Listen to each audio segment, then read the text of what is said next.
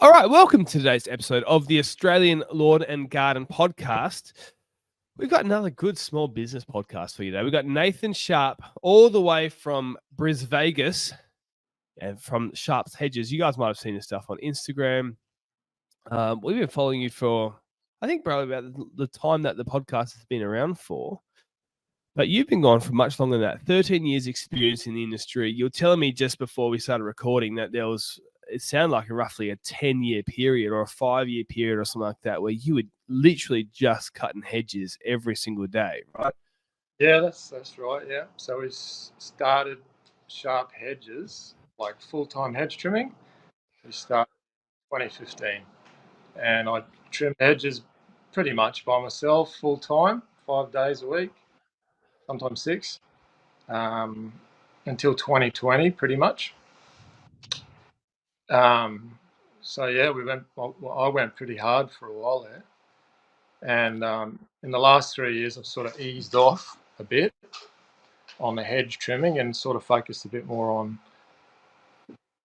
full service stuff and landscaping, tree work, trying to vary it up a bit because I've gone a bit too hard and now I've got some issues with my neck and back and things. So yeah. Well, I was thinking the reason why I wanted to get you on there's a few reasons. One is WA and what the country itself, we talk about it so many times. It's such a variety of climates and different things in business. So it's really interesting to hear lots of different people's stories on how they do business. But the other thing as well is that interesting perspectives, because I think, and I've said this before, I think small business owners are underrated. Anyone who's been in a business for 5, 10, 15 years, they're actually really usually quite intelligent people. People don't usually fluke it to make it in business that much. Most people are falling apart. And I think it'd be really interesting. It's all about your experiences. And I think it would be a helpful podcast for a lot of people, new people who might be coming into, their first couple of seasons. Maybe people are sick of mowing. And it's interesting to hear. So I reckon you're one of these people who maybe a lot of people, not that they would write off, but some people, you don't have the shiny, sexy sort of $1 billion numbers and all the Ferraris and stuff, but that's not what this podcast is about. So I'm interested to hear your angle on a couple of things. Anyways, that's our intro. Yeah.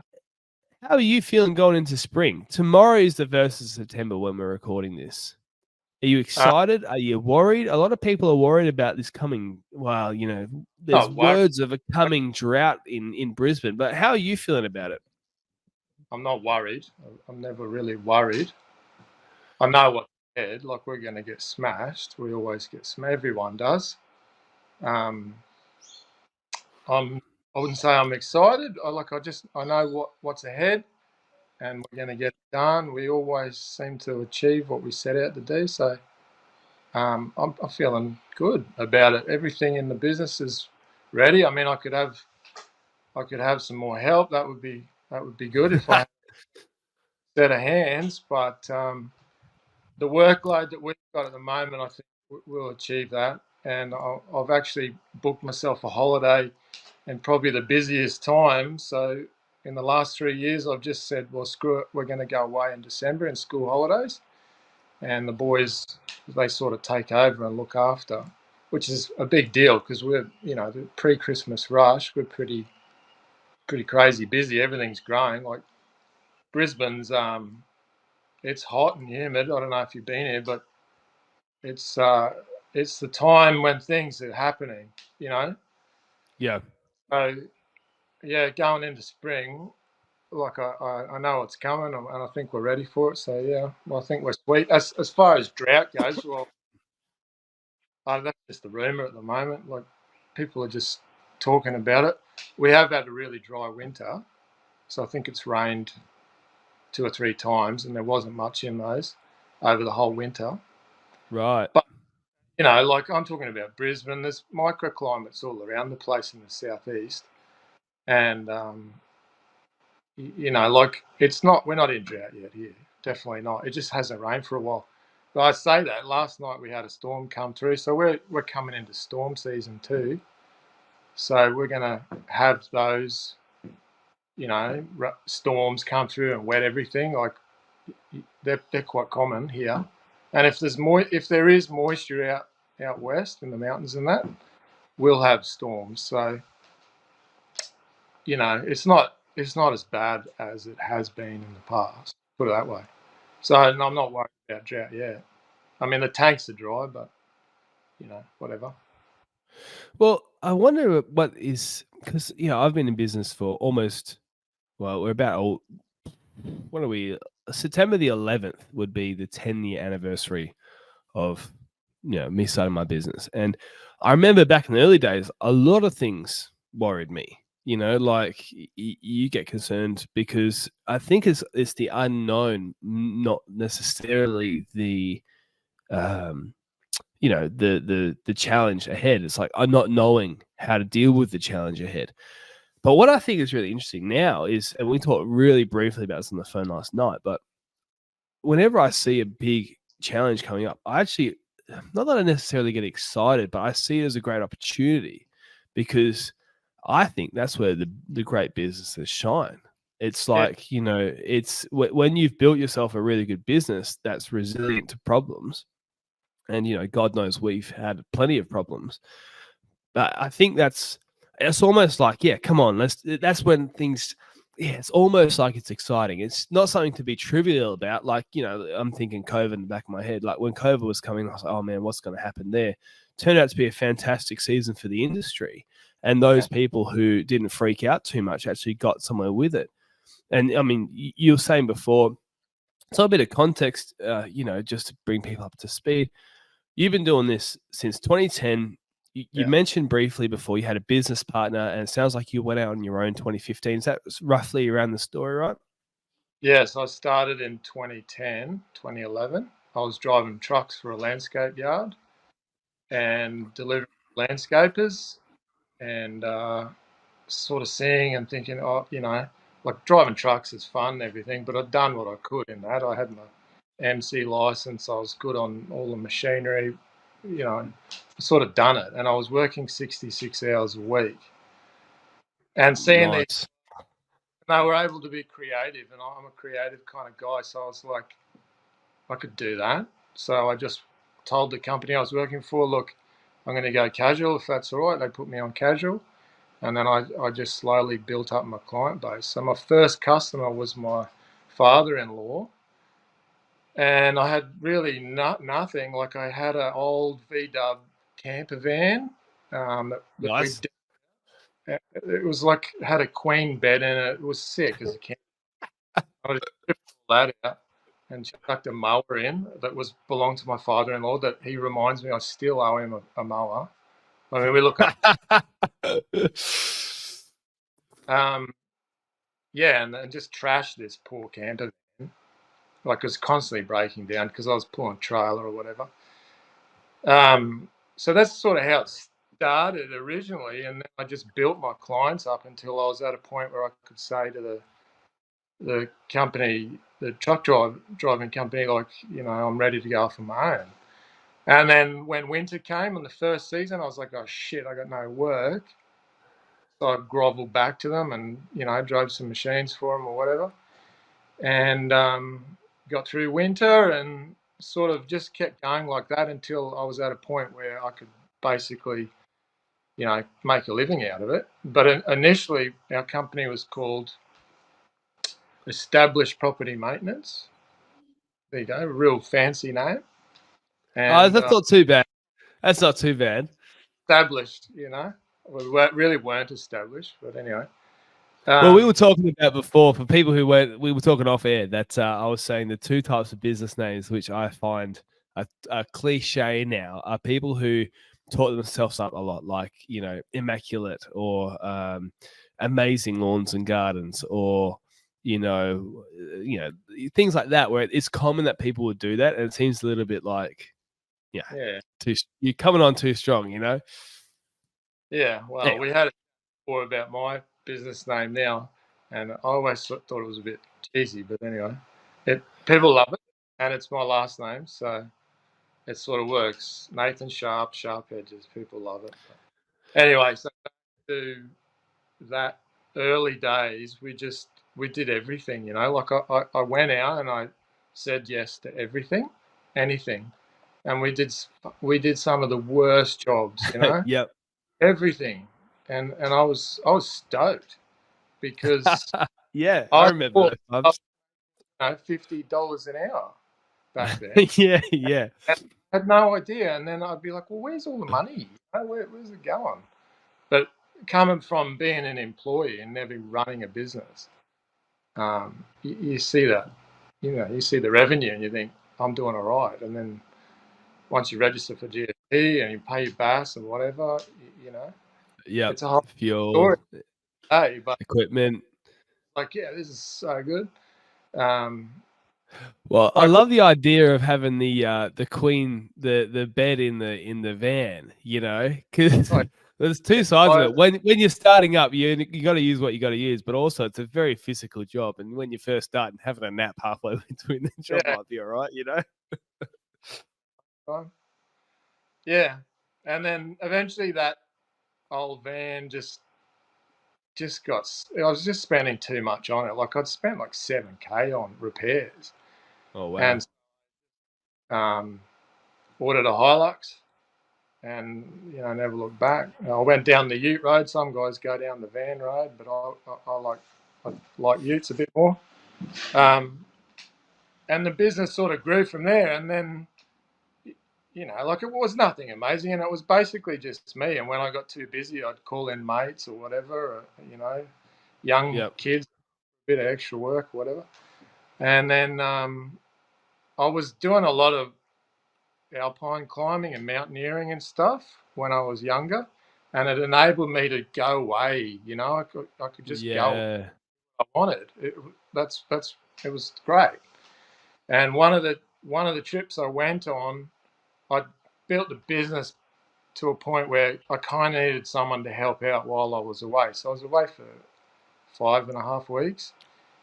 So I hit up another guy that I knew in the industry and said, "Look, these are the customers I kind of need to keep going while I'm away. Yeah. Can you look after him?" And which he did. And when I got back, he said, we should go in together, you know. And so I did, and we did it on a handshake, and Oh, started a whole new business. You know, went through that big mistake. No, and I, nothing against the guy. We just had completely different work ethic right. ideas. You know, like looking back at it now, knowing, you know, there's like constitution you should sign. You know, basically like it's like entering into a marriage. You should say, well, this is what the holidays I want. These are the hours I want to work, or whatever. So Yeah. I just did it on a handshake and expected he'd be working as hard as I was. And Well, um, let's come back to that for a second because we've touched on about 45 different good things right there, right? You've just basically I've given you there's a lot of gold well in done. there. All right, Well, yeah. well, Where let's do you want? start with this. Well, you were talking about because I think the business partnership thing is a really interesting subject that we will take a bunch of time on because a lot of people don't have experience with that, and I've heard a lot of bad stories and very few good ones. But if we go back a bit, let's talk about you started off doing the same like just like everybody else, right? And now you're at a point where a lot of people might look at your business and go, "Hey, look, this is actually quite, you know, this looks at least on paper like you're enjoying your work, like it's actually a good, somewhat successful business. Nothing too fancy." And I think a lot of people that's sort of the goal they want. You know, they want to have a good reputation. They don't necessarily want 500 employees and, you know, crazy turnover, but they don't want to be stuck doing the old stuff back in the day with the vehicle that's breaking down all the time and thinking that they're money. So, what was the best decision you made to take yourself from that sort of, I'll just take whatever comes in, to getting to a point where you actually felt like you made that turn, made that progress towards something more enjoyable and successful? Yeah. Well, like I went on a boys' trip like 2 weekends ago, and one of the boys said to me, "Where are you, mate?" You know, we all check in on each other these days, 2023. Like, where are you in 1 to 10 in happiness? I said, "Mate, I'm 10. And all the guys are like, "What? You're 10?" I'm like, "Yeah, everything's sweet. Family's good, life's good, business is good." Yeah, But like back when I started, I wouldn't have said 10. Mm. And you know, to answer your question, like the best thing I did was find what I was good at and then make that my thing and create a niche because there's thousands of other guys out there that you've got to compete with. And I just found what I was good at and said, I'm a hedge trimming specialist, which at the start I really wasn't. I was just a guy with a hedge trimmer. It was, Yeah. I'm quite coordinated and I know my strengths and I know my weaknesses, and I'm good at physical stuff, you know. And so I just called myself a specialist and made a website, and next minute I'm trimming hedges in Ascot, which is our fancy suburb. Dealing with multi-millionaires, basically bullshitting my way in and biting off as much as I could chew and just going hard and Yeah. learning quickly. And like one of the first jobs we landed was the original house for Ascot. So it's an estate. It's a Paul Bangay garden. Oh, You wow.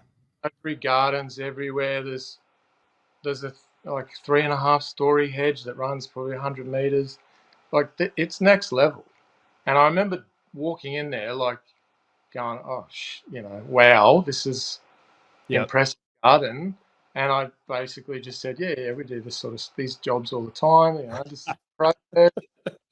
Gained some rapport with the guy, and he was actually a truck driver, a self-made truck driver who created a really big business in logistics. And so I had some rapport with him. I had Oh, something right. with him, and he trusted me, and he put me on and said, "When can you start?" And I was drastically undercharging at that point, but it sort of gave me the chance to learn on a big garden. And I would get there at 6:30, and I would work non-stop, rain, sun, whatever. I'd skip lunch, and I'd usually be packing up around dark because I understood that those type of gardens and that area is the pinnacle for gardening in our area. Yep. And Yep. everyone knows, all the guys in Brisbane know that area and know the specific properties and the hedges and whatever.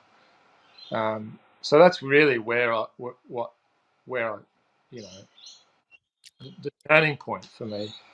Was Um, was making that decision. And what was there ever moments where you doubted it? Like we've had moments where it's harder with employees. I find when we've had a few employees on board, and you say, "Look, we're going to make this change," and then they go, "Oh, I'm not so sure," and it's harder to turn it. But sometimes we have those doubts ourselves. You're like, "Oh, should I? I think this is the right decision. I think this is the right way to go." And then you start, because you have to say no to people. You have to say no at some stage to somebody who's going to ask you for some work, and you go, "Oh, should I take that money?" Were there yeah, moments where it wasn't quite working out, or was it just like, no, from day one, it was obvious this was the right choice? no, it was obvious it was the right choice. There was moments where I was doubting why I made that choice because I don't know if you've ever trimmed hedges for 10 hours. I was doing Yeah, that I 5 have. days a week on scaff and ladders. Like I Yeah. was going as hard as I possibly could. So for a long time. And so I quickly made a name for myself in this town in Brisbane. I mean, like I was just going hard. Like I'm competitive, and I wanted to be the best at that. And yeah, I became a really good trimmer. But where I am now compared to back then is I have learned more about horticulture and business and gardening and dealing with people and winning quotes and you know there's so much more than what I was just doing back when I first started full-time hedge trimming. So yeah, there's definitely been heaps of times when I have doubted myself. Like I sold all of my jobs. Well, not all of them, but I gave away a lot of them and I sold a lot of them in Yeah. 29 because I was over it. I couldn't see a way for me to get off the tool. Like it was all about me. And to a point it still is, but I can offload things and I basically now think, like, yeah, the business is based around me, but it doesn't have to be all me. Whereas I was a control freak, even when I started having employees, nothing was ever good enough.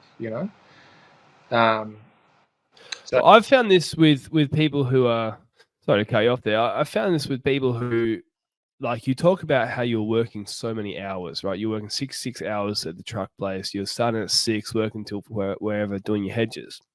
yeah, I think there's these people, because I'm in the same sort of ballpark. When we were on the phone yesterday, I didn't get home till maybe 11 p.m. last night because I had things to do at my warehouse and just get up in the morning, go for it. And there's some people who hate that, and it's not in their personality at all, right? And it's just not the person who they are. Whereas for me, as long as I'm not pushing myself too hard and getting too exhausted, I actually like getting things done. And I like doing things well. I like things looking really nice. It's actually enjoyable, and especially like if I go to my warehouse, I've got a TV there. I mean, if there wasn't last night, but if there's like Formula One or the Premier League or some cricket on late at night or whatever, I love that. I love doing that sort of stuff. Then you get people who work for you and they're just on it for the wage. yeah, It's like, it's really hard to take your expectation of yourself and how hard you work and all that sort of stuff, and then have someone work for you and just go, where do I step in? Where do I not step in? And yeah, that's a common thing for people who are hard workers and enjoy it. You hire somebody who, one of the guys who's working for us right now, great person, great personality. If you were a client, you'd prefer to have him, come to your house as a person, because I just come and work and go. Well, he'll come and have a chat with you. He'll ask you how he is, all that sort of stuff. Never gets complaints from clients, but does things in ways that I'm like, I don't know about, and they're 1%ers. They really don't matter. But early days, those things ground my gears way too much compared to what they should have. It's an interesting learning experience. So it sounds like we're similar type of people in that way, right? yeah, man. I love, like, I gotta tick the box. We have to get the job done. Like people are always like, "You're working in the rain." It's like, yeah, man, I'm done. It's happening. And I understand my guys. Like I've got a good crew now, but I've employed, last count was 54 guys, over 13 years. So whatever that is, it's like 5 years. You know what I mean? Like it's a hard job. It's a hard job anywhere. It's bloody hot here too, so Yeah. it sucks at times. So like as an employee, you gotta love it, and if you Yeah. don't, you're gonna take you're gonna take it easy when the boss isn't watching or whatever. So like out of 54 guys that I've had, I'd say about 5, maybe 6 or 7, have been really good employees. That Yeah. how I acted as an employee, and I don't know what's happened. Whether I just was surrounded by people in my working career from when I was young. Like I was surrounded by bushies and men that I think Australia grew up on. You know what I mean? Those old guys that just worked hard and didn't whinge, and Yeah. that's the world that I learnt to work in. Like we were expected, like if we were fencing, say, you were expected to run between posts. Um, like I worked out in the oil fields. We used to work 4 on, 1 off. So 4 weeks on, 1 week off. It'd be 6 till 6. 6 a.m. till 6 at night. And then occasionally we do a double stint, so you'd be out with a team of 5 guys for like 8 weeks in the desert. So that's the world that I came from. And then to have, like I'm trying to get a guy now, right? So they call up and they want like $30 an hour off the bat. That you need to teach them everything. Their expectations are like crazy, and I've got to, baby them through. And I totally understand that that's the market now. Like I just don't know. I don't know how that's happened, really. But I'm just having a rant here, really. No, But yeah, that's it. you know what I mean? This is the rant happy zone, because I think so many people are going to be relating to you right now. There'll be people who've never hired anybody, who I've seen this on the Facebook groups and things like that, where it's like everyone's a great manager before they hire people, because they've been an employee and they're like, oh, this is what I would have done, blah, blah, blah. And then you look at it and you go, man, like I remember having the first time, and I've been telling people for years, like, you really got to charge somewhere, around $100 an hour or something like that if you're going to have employees. And I remember the first time that I really worked that out, because I had people working for me for years, casual or things like that. And really, I was the one making the money, and the casual person working for me was just not really cutting the mustard, right? But I didn't spend enough time looking at my numbers. I didn't realize. So I remember the first time I was looking at that, and it was like, how do you make this work? Because I had this self-limiting belief. I was like, people are not going to pay that money. No way are they going to pay that money, blah, blah, blah. And you get to a point where, well, I just have to do it. And you do it, and then people pay the money. And you're like, oh, okay, well, what happens is in that moment, you're spending so much time thinking about the financial side of things and this and that. You don't realize, well, at least I didn't realize how that affected how I was as a manager. And you start seeing these people drag their feet. And, like I said, it's hard to, when you wouldn't drag your feet, it's hard to look at somebody dragging their feet. And, like it's so difficult to manage. And you get into the midst of it. And that's when you really find out how you are as a manager, as a leader, as a business owner. When the rubber hits the road, it's easy when you first started your business to go, oh, yeah, well, you're going to pay people the best money that goes around, and we're going to do this, and we're going to do that. And you look at this is a classic egotistical mistake I made. I'd look at the big boys with 100, 200 employees doing the commercial stuff and go, oh, they don't know what they're doing. They're paying their guys nothing. Nobody likes working there, blah, blah. And then 10 years later, I'm like, well, I don't agree with their philosophy, but I understand why they do it now, because it's tough. It's easier to find somebody who's pretty average and pay them pretty average rates and, get the job done at a pretty average rate. But as long as the client's happy, it's all average. It's all, it's nothing to be proud about, but the client's happy at the end of the day. It's so much harder to do high-end work that's really physical, that gets really amazing results. That's a different world, It is. And yeah, it is. It's really hard. And I constantly have this battle. Like we've got 2 guys that are basically full-time, and then 2 others that help out 2 or 3 days a week. One, and that's kind of it at the moment. And that's manageable for me in these high-end properties. And I'm constantly turning work away, like all the time. Because I just can't. I know I'm not going to, like, it's very hard to find somebody who's going to be able to cut the mustard. You know what I mean? Like we had, when I had my business partner, we had 8 guys, and my life was just putting out fires, and I hated it. And my love is serving people and creating things and being on site and actually doing stuff and being in nature and, talking to people and like bringing joy through gardens. That's my thing. I love it. It's not managing people and dealing with complaints and, scheduling stuff. And so I kind of know where I want to go, and what I want my business to be.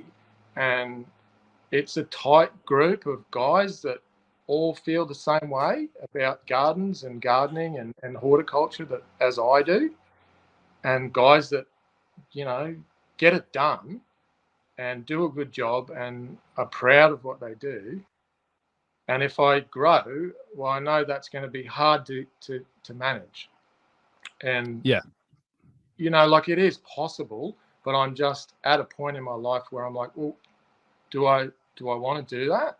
It's going to, you know, it's going to add more stress in other parts of my life and my family. You know, it doesn't necessarily mean you might do bigger revenue, but it doesn't necessarily mean the net profit at the end of the day is actually Yeah. higher. Like our net profit now is way higher than when I had 8 guys. The Yeah. revenue isn't profited because of the quality. So I'm at a point, yeah, this is sweet. This is working. It's manageable. I can be a good dad. You know, my neck is manageable. The problems with my body, that's manageable. I don't have to go crazy and trim all the time. But the other thing, like once you start taking in employees, there's probably people thinking like they're out there on their own, going hard, you know, doing everything, and they're like, God, I could use some help. Once you start taking on employees, then it's really hard to come back to not having them. You know what I mean? You start you buy another ute, or you might even finance the ute, or you know, another Yeah. trailer or mowers, whatever. It's hard to come back from that. So if for us, if I was to try and kick it into the next gear, then that's a whole different world. And why change? I'm quite happy, you know. And It's an all or nothing thing. What I found with business is like, imagine driving a manual car, right? You know, there's sort of these sweet spots of speed that each gear has, you know, and if you're too slow, it's sort of, and if you're too fast, it's just revving the guts out. And business is like that, right? Like there's certain stages of business where the business is comfortable. And if you try and extend it, you just rev the heck out of the engine. So it's like having a gearbox that has first, fourth, and maybe eighth gear or something like that. And if you want to go to the next level, to go from first to fourth, you got to rev yourself and, you know, make it, you know, you're basically on the verge of burning yourself out. Then you change into fourth, and fourth has barely got enough momentum to kick in. And then eventually you get to the comfortable zone. Then you got to do it again. You rev fourth to the nth degree, and in the, you know, the engine's on the verge of overheating, and then you finally get it, and then, you know, you get into eighth, and then you get a headwind, and you got to drop back down into fourth, and then there's a slight heel, and this is a thing that when I was young in business, I just thought, oh man, this would be sweet, you know, you put an employee on, this will happen, this will happen, this will happen, but like people don't realize if you put an employee on, you probably don't make any money. Let's say a full-time guy, right, who needs some training. You probably don't make any money for 3 months. What I found is your first month, you're probably losing money because you're spending a lot of time training them and they're a little bit slow. They're getting used to it. Your second month, you probably break even. Your third month, you're probably making some money, but it's probably paying for the losses you got in your first month. So your first 3 months, you might break even. And then after that, you might start making small profits. And then maybe after 6 months, things are really kicking in. But it's an incredibly challenging, difficult job. So you've got to find the perfect person to actually make that. They've got to last at least 6 months to be worthwhile. And if you keep replacing them all the time, it's so difficult. And that's one of the things that makes it harder. And then you go from working, let's say you're working 35, 40 hours a week on the tools, love and life. Well, now you've added another 5 hours a week of management, right? And you've added another 10 hours a week of management when you put a second person on it. And you end up working 65, 70 hours and you've got 4 people on. They're all in their first 6 months. So you're not really making any money. That's what I mean by over revving, right? You've got all this turnover, you're doing this work, but you're now working crazy hours. They're all working crazy hours and you're not really making any money. Not yet, at least.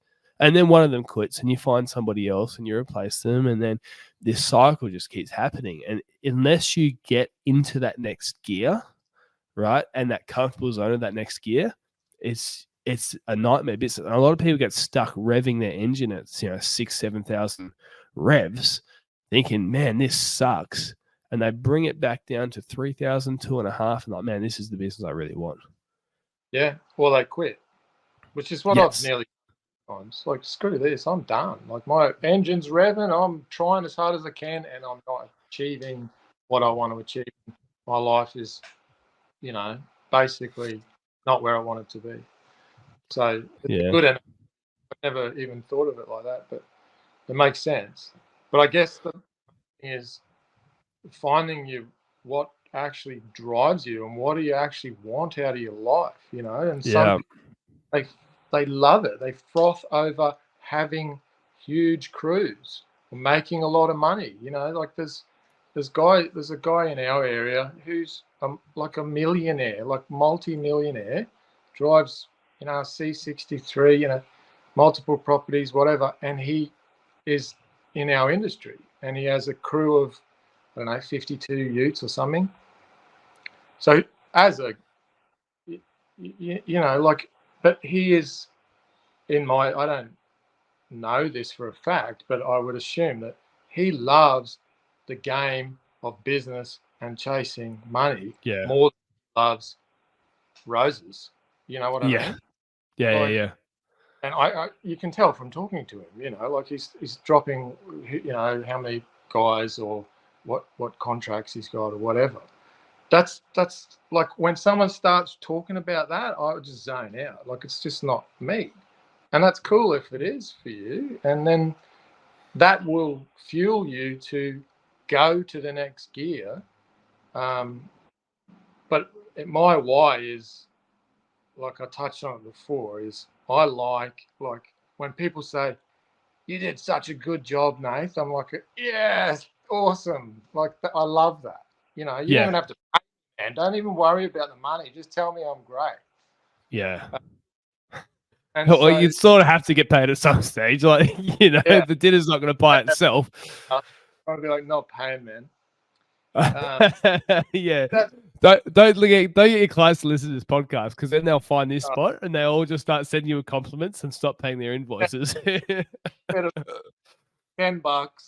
and then in the comment on the bank statement, it'll say like, "Great job, Nath. You're the best." Yeah. That's it. Yeah, done. 3 days worth of work. Yeah. I don't know if my family will love that, but I'll feel great. Well, I know what you mean, because I had this job yesterday. We had these two clients next to each other, and something happened. What was it? I can't remember. I wasn't doing that suburb that day, but something happened where we couldn't do one of the properties. Maybe there was a car parked on the lawn or something. I don't know.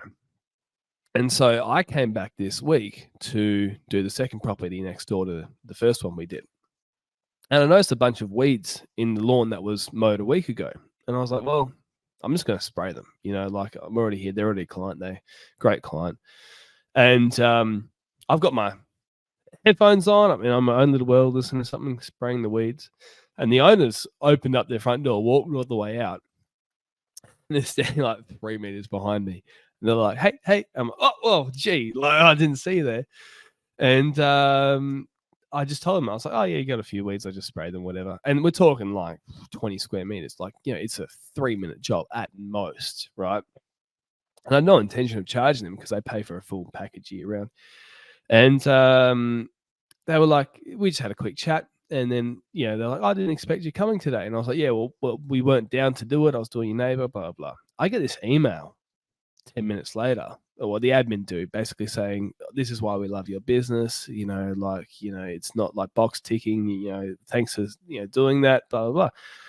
It wasn't, for me, I couldn't have not done that. You know what I mean? Like, it wouldn't have sat right in me just to drive off and skip that thing, knowing that, this is a great client. But then also, so I wasn't doing it for the compliment, but the compliment was great, and it's like, that's when things get fun.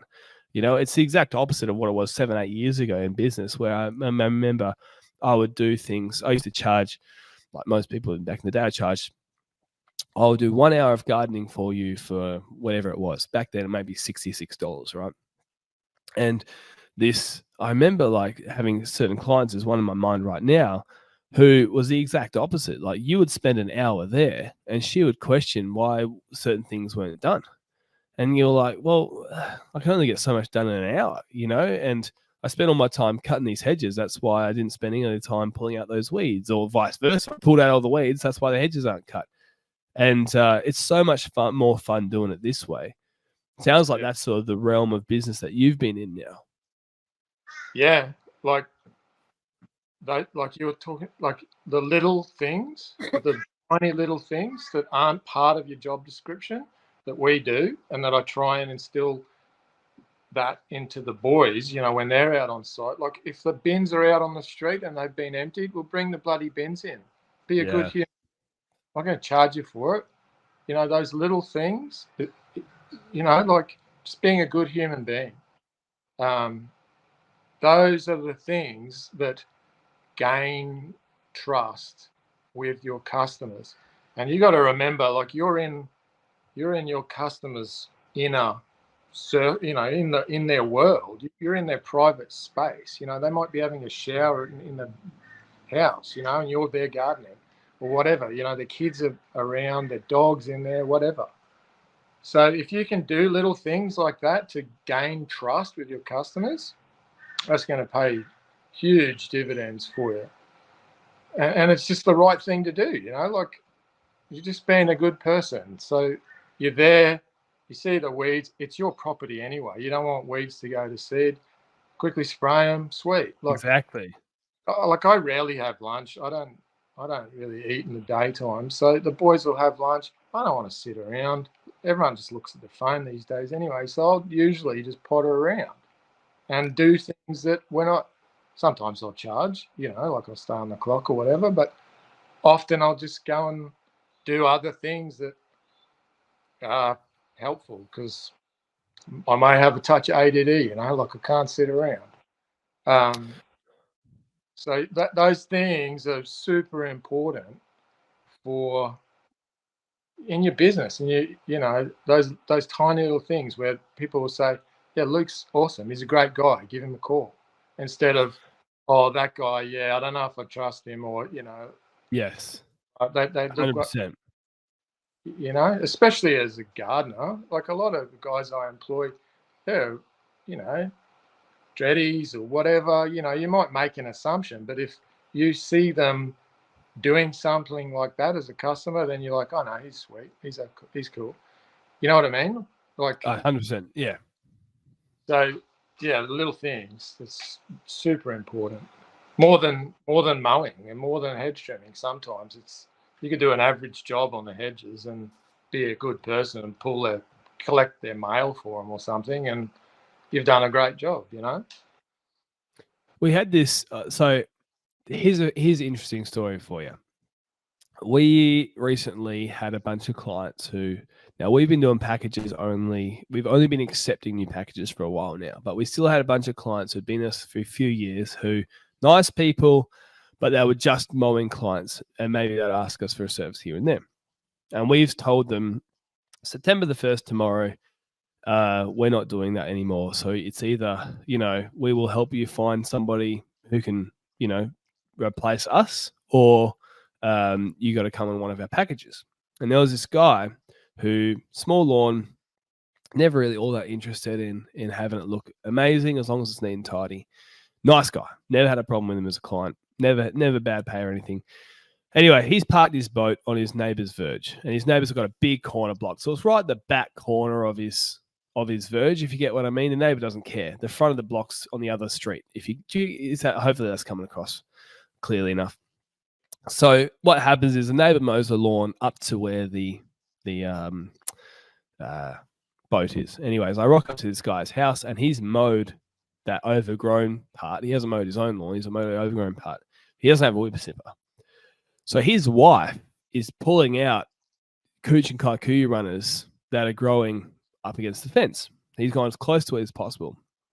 I get there, I start mowing. They don't say a thing, and get the whippy out. And I'm like, hey, I'll just do that real quick.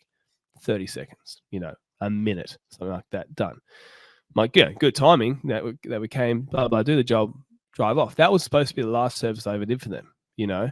And I couldn't, like I said, I couldn't walk away and not do that. Like, what a jerk, you know? Like, it's 30 seconds, I'm there, you know? Get the email like the next day, they've changed their mind. They're going to go for the starter package, which is, you know, the cheapest package we do.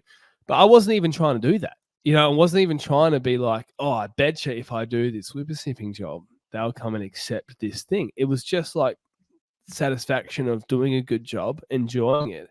And so when I was younger and less mature, I would only really do things if I got the repayment in some sort of financial way or some, you know what I mean? Like, but now it's like the job itself is satisfying. And what happens is when you enjoy that, you enjoy things looking good, then the work comes to you anyway, because people sense, hey, this Nathan guy, he keeps pulling out the weeds and lunch and he's worked in the rain and, you know, like, and they've got a lot more grace. Someone who works in the rain and gets the job done, if 3 months later you say you forgot to blow down a certain small patch of their yard, they're not fiery. They're like, oh well, this guy who's usually awesome has obviously made a mistake. We all make mistakes.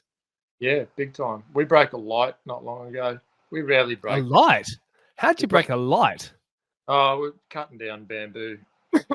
I never get into the world of bamboo. It sucks. And they're just really long, you know, like they'd be like 30 feet long, like huge, long thing. And we're down the driveway and it's still up there near the house. And as it lifted, it just flicked one of the outdoor lights and smashed it. Right. Yeah, that But makes sense. because the customer understands how hard the job is and whatever, it was like, don't worry about the light. I'll take it off the bill. I'll buy you a new light or whatever. Don't worry about it. You know, it's fine. You know. So because we'd banked up enough, Yeah. you know, like I rarely have problems. I rarely ever get emails saying, you know, you've done something wrong or complaints. If anything, it's the opposite. And you might look at that and say, well, Nathan, you need to charge more. You need to, you know, but I'd way rather not, like, eliminate as much stress in my world as possible. Like, we get texts and emails weekly saying, we're so happy with the job you're doing. Or like this week, I had a phone conversation with a customer. We did a big install of, it was awesome, like advanced trees, looks sweet. And they sort of gave us free reign. And anyway, at the end of the job, the bloke brought out his wife and they were sitting around us all lit up in the evening. And she started crying. Oh, Because, wow. you know, like, and so I get a phone call saying, listen, my wife's now, and you made her cry, you know, like, that's so good.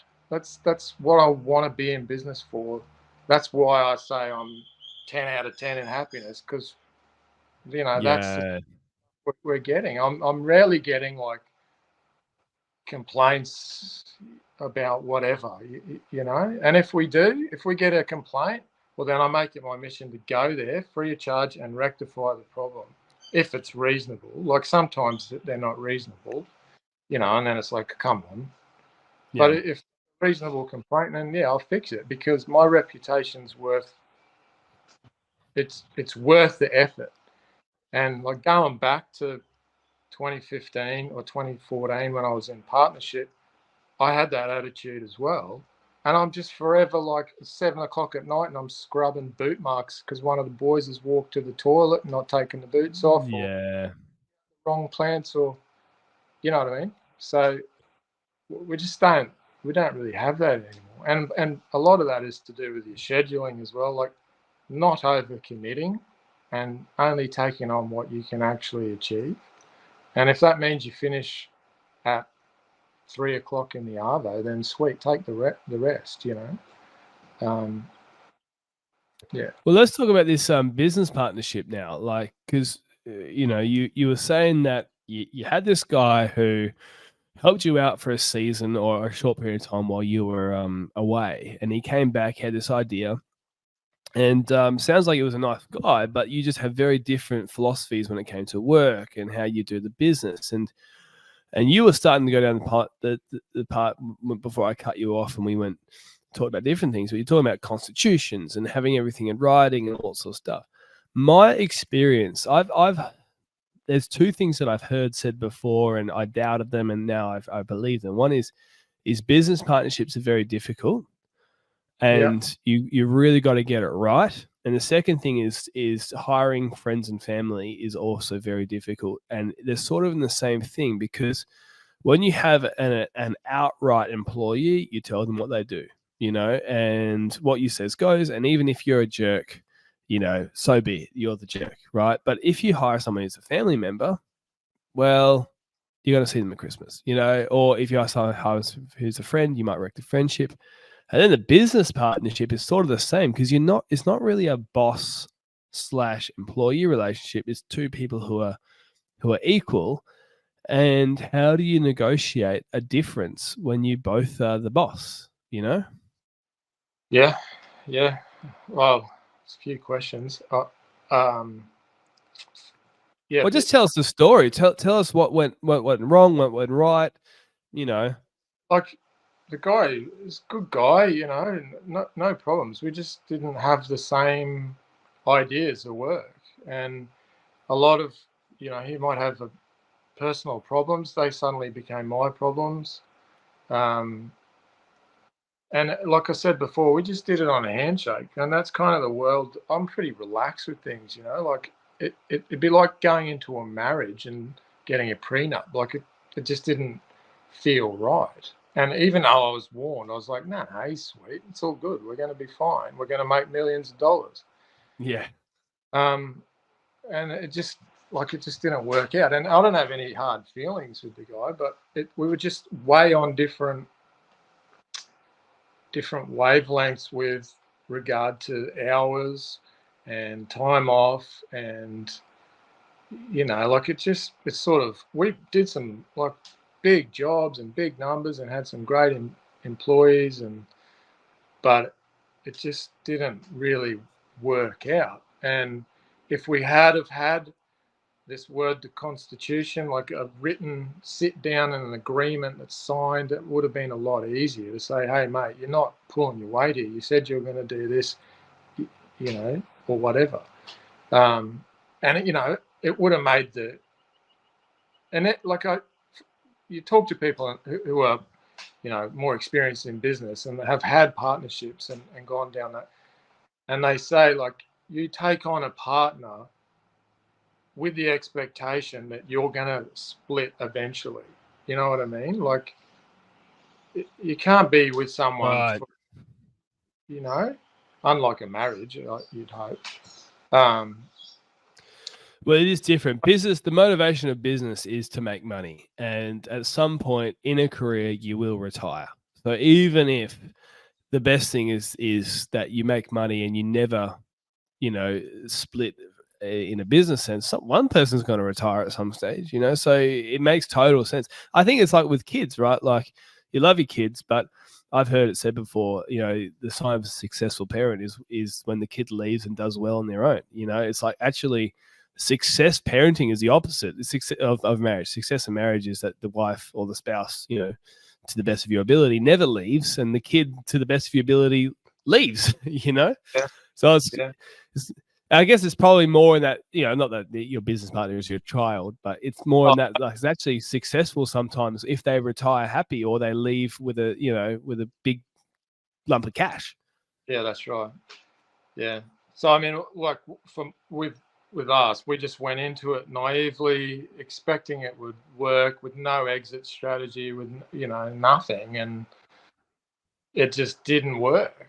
And I mean, it was great in that it taught me that I don't need anyone. Like, when you enter into a partnership, you think, okay, it's sweet because I'm gonna, like, business is hard. It's really hard.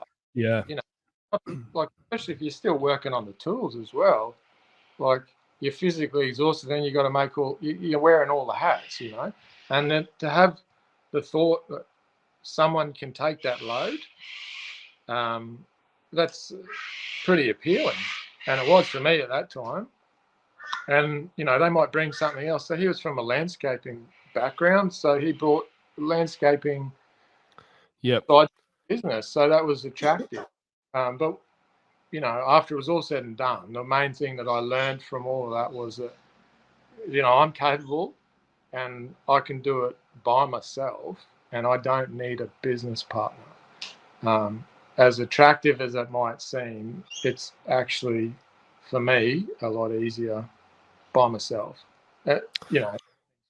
Well, I understand that when you're doing something new you've never done before, having someone who is alongside of you for that is comforting, whether or not you need them at all. You know, it's just like somebody hold my hand for a bit here. But what would you say? So let's say we're going down the path of, well, no, let's say we've got some listeners here, they're early in business and they have been thinking about going down the path of having a business partner, right? What conversations or what recommendations would you have for anybody who's in that space right now? Well, I'll premise this by saying I know it can work. I know this good mate of mine in the arboriculture world. He has a Yeah. business partner, successful business. They understand where they're going. It works. It just didn't work for me. So don't take it as it can't Right. work. But you know, if you're considering it, then obviously just don't do what I did and get it all down on paper and be like honest with each other. Like if you want to go on holidays for 8 weeks a year, well, make sure that that's known. You know, Yeah. you have, if you have, say you have a child and the other one doesn't, then you're gonna have to work that out Yeah. before getting involved. You know, like you have kids, like that takes a lot of your emotions and your life. You can't expect, like me running my business pre-kids was a lot different Yeah. to how Yeah. Yeah. I'm all, you know. So you should work that out, and that should be reflected in the money as well. You know, like if you're going to do more work, you should be compensated more than, or there should be some arrangement. You know what I mean? Um, so just get it all out on paper, get it all worked out, and that way there's no hard feelings. You know, like it's, and you're going to have a way better shot. If you know that from the outset, you might go, oh, actually, this isn't going to work for me. So it's just super important, and be really detailed with it. And you know, if you've sort of started into this partnership, then there's still time to get that down, and yeah, just be honest with each other. That would be my advice. I mean, I've only done it once, and it sucked for me. So, you know, I'm not rushing back into any partnership, but I'm like, if the right person came to me and was interested in shareholding agreement or a partnership or whatever, then that could be a thing, but it would have to tick all the boxes. Yeah. You know what I mean? Like it'd really have to be appealing at this stage for me. But yeah, I Well, don't work for sure. it sounds like the employee side of it too, because when well, when I and a lot of people they first hire people, they don't know all the problems are going to happen, so they don't speak about them from day one. So I had this problem where, like a great example was we had a guy who he was like 6'1", so he was a bit tall, like not the tallest guy you've ever seen in your life, but on the taller end. And every time he used to bring the ramp down, he would drop the ramp the last, 5-10 centimeters. And it used to really annoy me. And I didn't say anything about it. Yeah, One day, after doing it basically every day for a couple of weeks, because he was usually dropping it on lawn, not on driveways, right? So it was sort of like, well, he's not going to chip anything, and it annoys me. Maybe one day he drops it straight into a sprinkler, breaks the sprinkler. We spend 15 minutes fixing the sprinkler, and every employee from there, if I ever see them drop it, I can say, hey, look, we had this one guy who did this, blah, blah, blah. But it's a problem you never thought would happen. You would never started a business employing someone thinking someone's going to drop a trailer gate on a sprinkler one day. It's going to cost me 15 minutes. Or someone's going to like I've had so many problems. Let's not get into these stories because we'll be here for an hour. But it's the same thing, isn't it? Right? Yeah, there's so many variables, and you don't want to come across as like pain in the ass boss, like picking on me all the time. Like, fuck, can't do anything. This bloke's on my back. But if and there's a way to approach it with employees. Like there's strategies you can say like, hey man, you're doing such a great job with the lawn, everything's sweet. There's a couple of things we could do better in, like when we drop the ramp, it's smashing the grass, it's fucking the grass up, or it's whatever. Like ways to deliver it softly, because you just don't want like. And this is the thing, like I was saying before, the guys they would have just fucking barked at me. They would have said, "Don't drop," you idiot. Whereas now, I've got to softly, because you don't want to piss them off so that they go, "Oh, screw this, I'm going to do this is hard, why am I even here, I'll go and do something else." You know what I mean? That's the market we're in now with employees, that you have to really, and don't get me wrong, like not all of them are like that, but yeah, it's a new culture. Yeah, man, there is. Like, I sound like an old boomer. Old geezer. How old are you? 21? 21. Yeah. Yeah, I don't know. Like, but you've got to be conscious of the way you deliver things, but at the same time, you don't want them stuffing up the lawn. Like, if they're dropping it on the lawn every time, then yeah. And I'm sure you knew that. Like, there's things that irritate me that I don't say things. Yeah, all the time. Unfortunately, but you got to pick your battles. You got to be like, yeah, this one's important, this one's not. But I've said before, like, if you have most of that stuff written out, like, not to the detail of like, don't ever drop a trailer ramp, but if you're like, hey, before someone signs you a contract employee, these are our standards, right? Our standards are we do the highest quality work possible, and that means that if we see something that's not quite right, we're going to let you know. But we're also going to encourage you, like just being like, this is what it's like working here. We really try and do great stuff. We don't like when people mistreat equipment or they cut corners or whatever it is, right? You write it all down. It's so much easier after that moment to then go, oh, sweet, hey, you've dropped the trailer. Hey, just be careful about that, because you've set the expectation that there's going to be those sorts of conversations happening if something happens, and people aren't surprised or shocked or offended. It's similar in what you're sort of saying with the a business partnership thing, where by having those conversations earlier on, you're saying, hey, let's think about this, let's prepare for this, and if this ever happens where we have a disagreement, we're not going to be shocked that we're having a disagreement, because it was sort of like from day one, we put it on the table, hey, we might have a disagreement, do you get what I mean? It's like by starting out. Yeah. Just like a contract agreement, it is missing. Yeah. Yep. Totally. Yeah. Well, another thing, like, because we've talked about moving from that sort of more general, take whatever you can get, specializing down, finding something that you're really good at. I mean, I love the story of you saying that you were making up that, you do this stuff all the time with that amazing house you were talking about. But there has to come a stage where you actually do start learning some stuff, and you do start getting that experience and that, I guess, what you might call technical knowledge more than the business knowledge or just general knowledge. What are the biggest things that you've learned maybe about fertilization or hedging practices or whatever it is that's helped your actual gardening skill and your ability to make these beautiful places? What are there one or two or three key things where you're like, oh, when I learned that sort of technical thing, things started getting better? When I started, when I took a little course or I did something like that. And is there anything that's coming to mind as I'm speaking those questions? Well, consistency is the key. That's it. Just be consistent. You have to, if you want to create and maintain a beautiful yard, it's not beautiful by chance. It's because there's stuff happening all the time. Hopefully the person that created the garden that you're maintaining made good choices in their plant selection and in their hardscapes and whatever. But you're taking on a job. It is what it is. You've got that, and you need to be consistently doing what is required. And some people are really systematic. They'll have a program. For me, it's I listen. Like, this is going to sound real like hippie, but I kind of listen to the plants and the landscape, and you just sort of watch what needs to happen.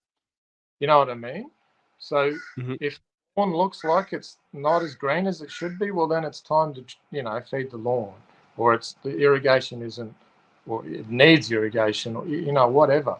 You basically just, because for me, trying to systemize every single property is like, it's too much for my brain. Where I can just go there and go, yeah, okay, look at it. Okay, this needs to happen. You know Yeah. what I mean? But if you can be and just try and learn stuff, be observant. Like, okay, try things and see how things react. Like, try different fertilizers, try different pruning techniques. Like one little thing with lavender, we start, a lot of people just let it go. It goes woody, falls over, whatever, and then people prune it back and it goes to shit and dies because you've cut it too hard. Yep. One of the big things I learned early on was just to be, reasonably consistent with trimming lavender up. Never go too hard on it, just, taking the tips off. And that way it sort of sticks together, and you'll get a longer lifespan out of most varieties of lavender. If you trim it, yes, you're going to sacrifice the flowers, but what's going to happen is you're going to get, when they reshoot, you're going to get more flowers. So if you can sort of educate your customer, okay, we're going to do this, you're going to lose the flowers for a week, whatever. But just try and listen to the landscape and react to that. I just try and read things, and if you see something that needs doing, then do it or make a note to do it. And if it's something out of the normal scope of works, then talk to the customer about it and tell them why you would want to do that and how much it'll cost. And if they don't want to do it, then they don't want to do it. That's cool. But just, and don't let the customer tell, it's their money, it's their job. But you want to be telling them, like, if you want this really beautiful garden, then we need to be coming here X amount. Yes. Yep. Weekly. Don't ever let them say to you, look, we want a really beautiful garden, but I only want you monthly because I don't, I'll say, that's cool. Like, we can work in your budget, but I can't possibly achieve what you want coming With that month. budget. You know what I mean? Yeah. But consistency's the key. And then again, don't overload yourself. If you don't have enough guys, don't take on too much work, because you start dropping the ball on the other jobs you've already got.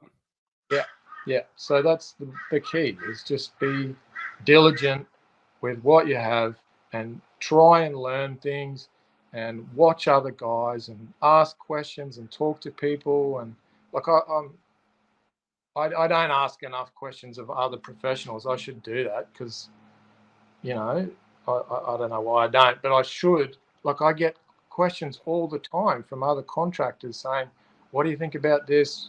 It's almost always about which bloody hedge trimmer should I buy. But, like, the like, Ryobi is what you recommend, isn't it? that's a Zido. Yeah. Sorry, yeah. So yeah, got it wrong. Yeah.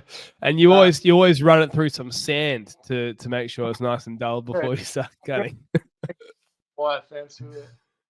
Yeah, that's it. Chainsaw, put it in the dirt for a bit. Yeah, I mean, doesn't everybody do that? Yeah. Almost goes without saying. Yeah. So that's probably the one thing, is just, like, always just like when I am working, I am just trying to observe everything and asking myself, okay, how could I do this better? How could I do that better? Okay, that happened. Why did it happen? That plant died. Why did that happen? and you're just constantly accumulating knowledge, and Yeah. that's how you get to be doing good jobs. And like, I've got a hell of a long way to go. Like, I don't know Jack. This was, but I know a little bit about a lot of things, and we do a lot of different things. I mean, we're not just doing hedges these days, but there's plenty to learn. You'll never stop learning. So just try, and if that means short courses, or Yeah. Instagram's awesome and YouTube's awesome. Like, you can learn heaps off these Yeah. but just implement the things and try things, and that's pretty much the Well, key. It's not hard. no, I think your story is it's so interesting because it's so similar to mine in that these things snowballed. It wasn't like, oh, I did one single course and then all of a sudden I'm now a genius. It was like, oh, a client asked me about a certain thing, I did some research, I learned about it, and then okay, now I know that for the next client, and then this client does that, and this, and you slowly build. And I guess it comes from that starter we talked about it before, about like you talking about putting the bins in and doing the 1%ers and me spraying the weeds, and when you start doing that and you have that curiosity and you love seeing the great results, it naturally comes over time. It's a slow process. We've both been in it for a long time, but it really does happen. And what I found as well, like I've talked about so many times because these guys are our sponsor, but the Launch Shed who sponsor the podcast, they sell these products, right? And it's fun, like to go, oh, I've got a problem, let me try and solve it, let me see what I can do and get this. And now you've got this product that worked on, like you talk about the lavender, which isn't a product but a way of servicing it, which makes it better. You can now explain to your client, well, this is going to happen when we do this. Or you've got this fertilization, you might have a Maria that's looking a little bit yellow, at least it does here in Perth, maybe they don't over in Brisbane, but I'm like, hey, well, you hit it with this fertilizer, it'll green up in a couple of weeks, and you do it, and the client's like, you're magic. They're like, how did you know that, you gardening wizard? And you're like, well, it's not that technical, but for me, that's where the fun is, and that's when you really start enjoying it. And it's like those, using. I was having a chat with the guy. I don't know. Have you ever used pre-emergent herbicides in your garden beds before? Not to let it get, we do a little bit. Yeah. We've got this client. Actually, it's interesting. So we've got these two clients next door to each other, and we used to just do the mowing on one, and we used to do the whole thing on the other. And literally yesterday, this other client was like, "Oh, well, we see what you do with the next door neighbors. Can you just do it with us as well?" But we did a barricade application, which is like a really effective and very safe herbicide, and it works for 6 months, and it prevents the majority of weeds. And this one garden bed, the garden beds touch, right? They're both corner blocks, so they sort of meet each other. It's hard to explain. Anyways, the garden beds touch. And where the boundary fence is, you got one side which has got like wild oats at probably 30 centimeters, 40 centimeters high. And then the other side, a few weeds came through, but there might have been one for every 100 weeds on the other side. And then we just hand removed the ones that were there. And we did that application in April, I think, March, maybe even. So like, this is a long time ago, very effective, things like that.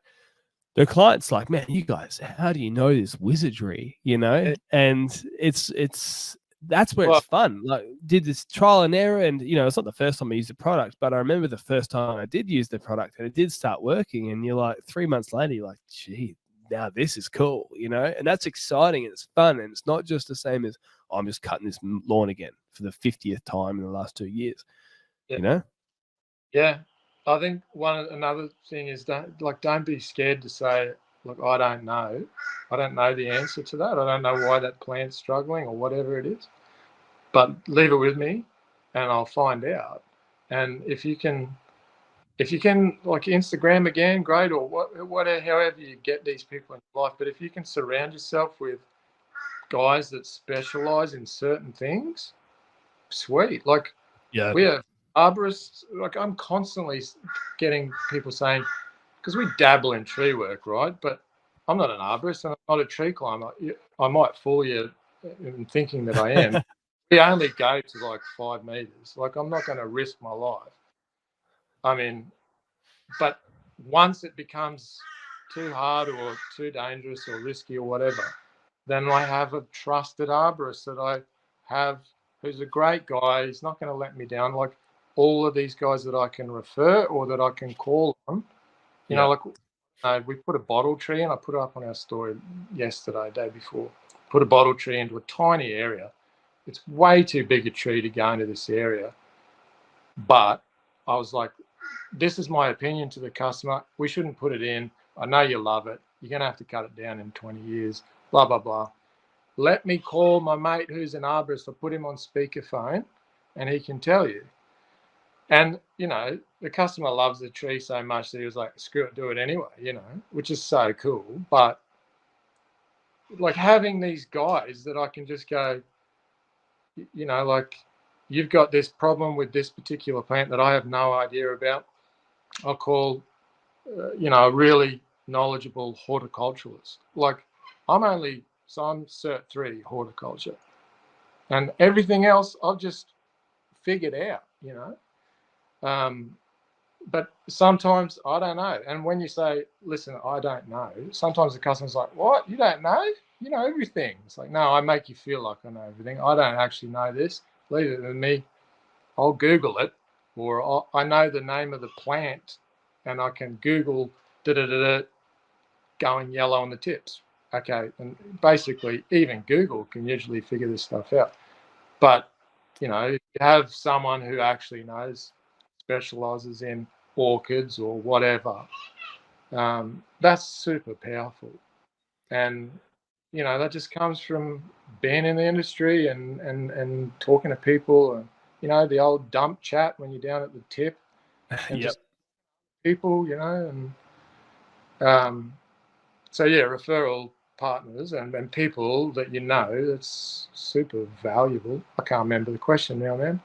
No. We're talking about technical knowledge and growing and all that sort of stuff, and going down that path. Like this, I love the moments when, you know, so you're saying, okay, you know, the client will say, what's this? And you say, well, I don't know. I'll go look it up for you. And I love it when in the future it comes up again. And you're like, I remember 2 years ago, I already dealt with this. Yeah. And it becomes this, that's when you look like a magician, you know? Yeah. I remember like the first time when I was early days, you know, really common to get dry patches when the sprinkler systems, because we don't get really much rain at all. In summer, everything's just surviving on the sprinklers. If the sprinklers don't have even coverage, you won't have even green across your lawn, right? And a really common problem is where you get like a single grain of sand stuck in the nozzle. And now there's like a break in the flow of the sprinkler. So instead of being a nice even coverage, it's like sort of this triangle shape. I remember the first time that I had to work that out because I was like, what's this thing? Like, what's wrong with it? And I worked it out and I was like, oh, it's just a piece of sand. Fine.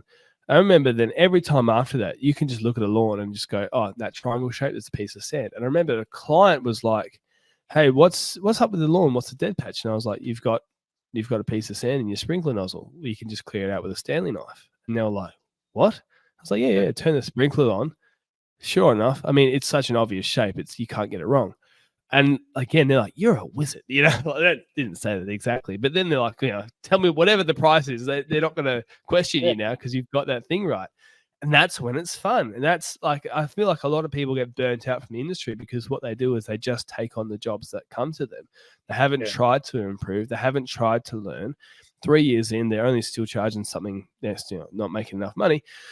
And then they go, oh, this sucks. It's too physical, blah, blah. And there's guys like you who, you know, years and years and years and years in the industry who actually love what they're doing. And that's a big part of it. And, you know, it's not just about being professional and helping the clients. That's when it actually is and it becomes a really enjoyable job, you know? Totally, man. Totally. Just another thing on that. Even if you can't, like Google will tell you 100 things to fix problems, you know, you've got to filter through it. But a lot of the time, if you just apply basic problem solving to, you know, like, so with your patches in your lawn, why is it not green? Why is it yellow and that's green? Okay, well, what does the lawn need? It needs water, it needs light, it needs to be fed. Yes. Yep. Okay, go through them. Okay, so like, is it getting water? Let's test the system. Put it on. Oh Yeah. shit, Yeah. that section, tick, done. Or if you Yeah. did, then you go, righto, so it is getting water. Has it been fed? Did someone come through with a fertilizer and not do that section? So this is Yep. like that happened. Or, and you just go through it. And you see guys like, so we do a lot of work for other contractors, and sometimes the customers say, "What's going on here?" And they just have a fucking stab at it. It's like, dude, that's probably not it. It's like, it's a fairy. Oh, it's a fungal. Everything's a fungal issue.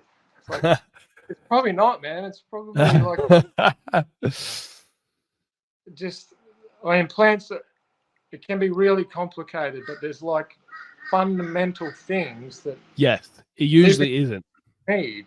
And generally, it's like, when your mower shits itself, it's like it's almost always the air filter. If it's not the air filter, probably, doesn't have oil in it. Like Yeah. it's Yeah. three things. Like the fuel filter is probably clogged. It's the same with plants and nature. Like, that's what I mean. Like, you got to read stuff. If you see a plant or grass or whatever that's suffering, then there's a reason why. Just go through all the things that that particular plant requires or might even require. You might not know, and work through them, and you'll probably be able to figure it out. But it's just some people like are so overwhelmed with too much work, and it's like this is failing and Yes, that. that's right. Yeah. But generally, it's not that complicated. And if it is, well, then it's most probably the wrong plant choice for that, or it's some exotic weird thing that's not going to work in the humidity of Brisbane or what. Yeah. Well, mate, I feel like we've gone full circle because we was talking about, and I've got to wrap this up in a minute, unfortunately, but we were talking about hourly rates at the beginning, right? And I think what you just said right there is such good advice. Like, people shouldn't skip over it. Where when you take on too much work, right, then you don't really notice these things, right? Why were you taking on too much work? It's usually because people aren't charging enough. And that's actually what stops. It's surprising how not charging enough actually, that's like the source of a lot of issues. Like, you don't charge enough, so you start overworking. So then you book in so many lawn mowing jobs in a day, you don't notice the dry patches. And because you don't notice the dry patches, or you might notice them but you don't have time to fix them, you don't learn. And when you don't learn, you don't become more helpful for the client. And this is, you don't progress. Yeah. When you charge enough and you've got that mindset you're talking about, putting in the bins, doing the 1%ers, you charge enough, you do the 1%ers, you see the dry patch. Hey, client, I don't know. I'm going to go research. You research, you come back, now you know, and you get that problem solving and you add to your cookie jar of experiences of, oh, I know this is a solution over time. And again, that's where like the business becomes fun. And right back to what you're saying, pretty much at the beginning of this podcast, you're the sort of guy who's going to now sit around at a campfire saying you're 10 out of 10 enjoying what you do, and I bet you it was those small little progressions over Yeah. Well, time that allow that stuff to happen. I had to do all that. I had to figure that out. And it's okay if you're in that point in your career where you are smashing out lawns and you hate it and whatever and you want to quit.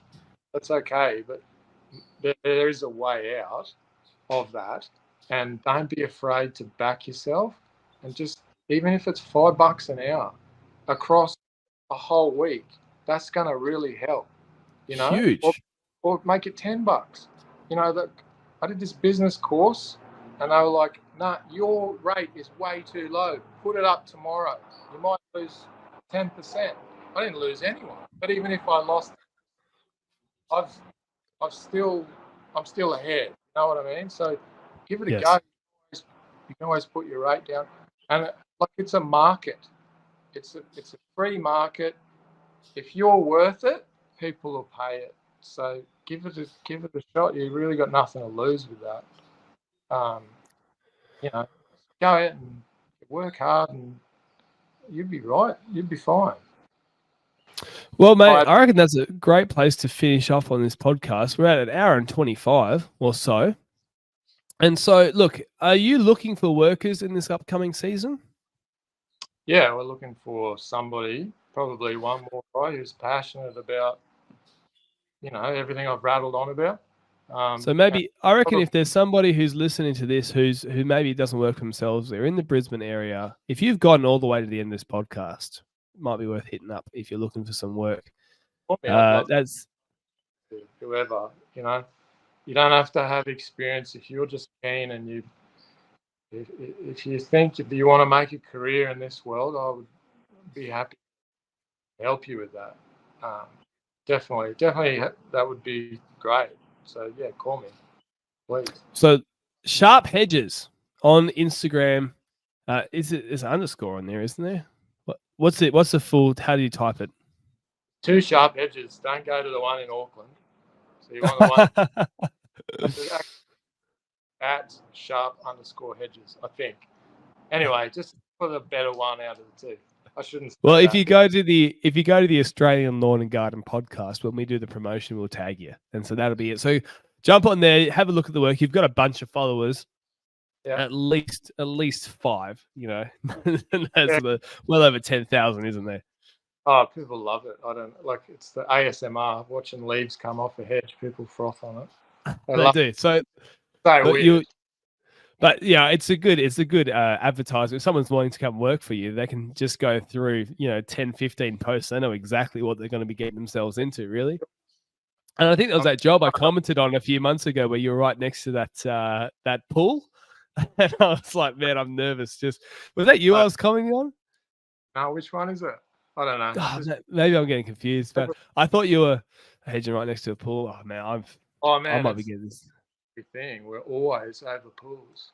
So yeah, no, stop playing hedges 1 foot away from a pool. No, I think it was you. And I was like, man, it was making me nervous watching this video of someone cutting a hedge that close to the water. So if you like swimming and you like hedging, there's a chance you might have both in the same day with Nathan. Hard stuff. It's on me. Or progress. Like one of my guys, Ned, he's great, and he is at that level, but I'm not going to just chuck you on a scaff or whatever.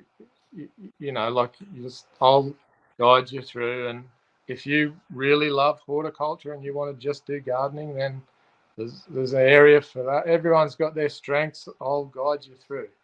But, we are a hedge trimming company primarily, so you're going to have to trim hedges at some point. But, yeah, give us a call.